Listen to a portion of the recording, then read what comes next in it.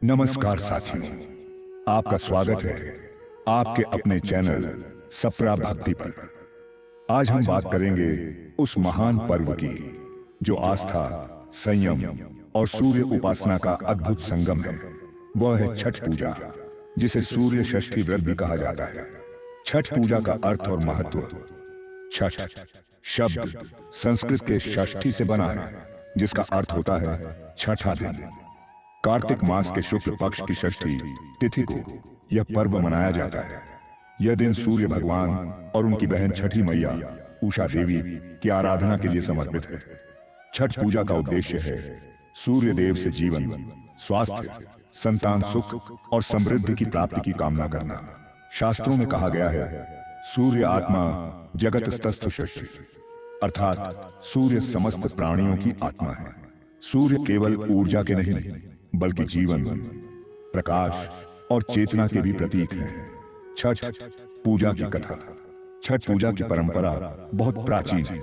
कहा जाता है कि जब पांडवों ने अपना राजपाट खो दिया, तब द्रौपदी जी ने अपने दुखों से मुक्ति और संतान सुख की प्राप्ति के लिए सूर्य उपासना तथा षष्ठी व्रत किया था। उनकी भक्ति से प्रसन्न होकर सूर्य देव ने उन्हें वरदान दिया और तभी से यह व्रत लोक परंपरा का अंग बन गया। एक अन्य कथा के अनुसार भगवान राम और माता सीता ने अयोध्या लौटने के बाद कार्तिक शुक्ल षष्ठी के दिन सूर्य देव की पूजा की थी। उन्होंने सूर्यास्त और सूर्योदय दोनों समय अर्घ्य अर्पित किया। तभी से इस व्रत की परंपरा और भी पवित्र मानी जाने लगी।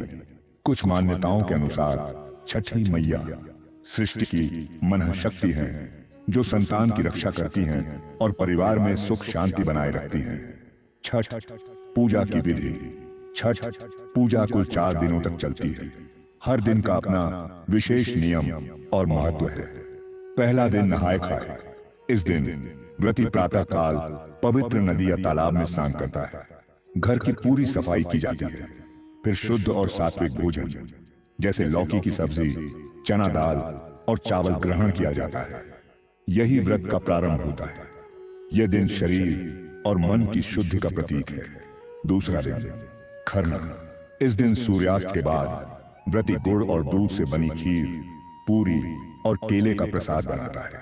पूजा कर यह प्रसाद ग्रहण करता है और इसके बाद 36 घंटे का निर्जला उपवास आरंभ करता है। इस अवधि में व्रती न तो अन्न ग्रहण करता है, न जल पीता है, केवल श्रद्धा और ध्यान में लीन रहता है। तीसरा दिन संध्या अर्घ्य। यह दिन सबसे भव्य माना जाता है। सूर्यास्त के समय व्रती और श्रद्धालु नदी, तालाब या घाट पर एकत्र होकर डूबते सूर्य को अर्घ्य अर्पित करते हैं। पूरे घाट पर छठ मैया के गीत और सूर्य वंदना की मधुर ध्वनि गूंजती है। दीपक, केले के पेड़, अर्घ्य की टोकरी, ठेकुआ, नारियल, फल और फूलों की सुगंध से वातावरण पवित्र हो जाता है। यह दृश्य श्रद्धा, भक्ति और सौंदर्य का अद्भुत संगम होता है। चौथा दिन उषा अर्घ्य। अगली प्रातः जब सूर्य की पहली किरण धरती को स्पर्श करती है, व्रती उगते हुए सूर्य को अर्घ्य अर्पित करता है।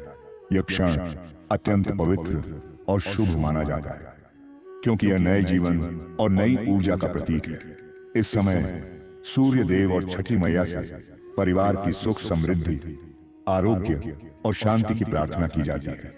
इसके बाद व्रती जल ग्रहण कर उपवास का समापन करता है। छठ पूजा के वैज्ञानिक रहस्य। छठ पूजा के हर नियम में विज्ञान छिपा हुआ है। सूर्य को जल अर्पित करने से शरीर में विटामिन डी का संतुलन बना रहता है। यह पूजा शरीर और मन दोनों का शुद्धिकरण करती है। नदी या तालाब के जल में खड़े होकर ध्यान करने से मानसिक संतुलन प्राप्त होता है।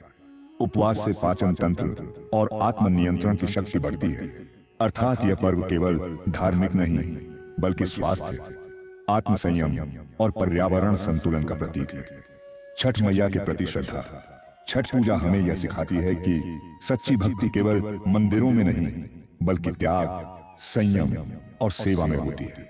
यह पर्व मां की ममता, सूर्य की शक्ति और मनुष्य के आत्मबल का अद्भुत संगम है।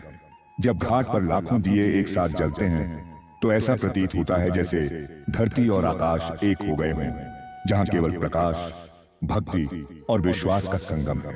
तो आइए इस छठ पर्व पर हम सब छठी मैया और सूर्य देव से यही प्रार्थना करें, हमारे जीवन में प्रकाश बना रहे, हमारे मन में सत्य बना रहे और हमारे घर परिवार में सुख, शांति और समृद्धि सदा बनी रहे।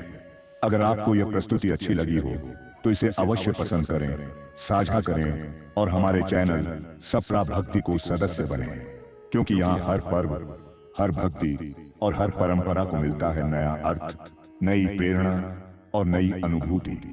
जय सूर्य देव, जय छठी मैया की।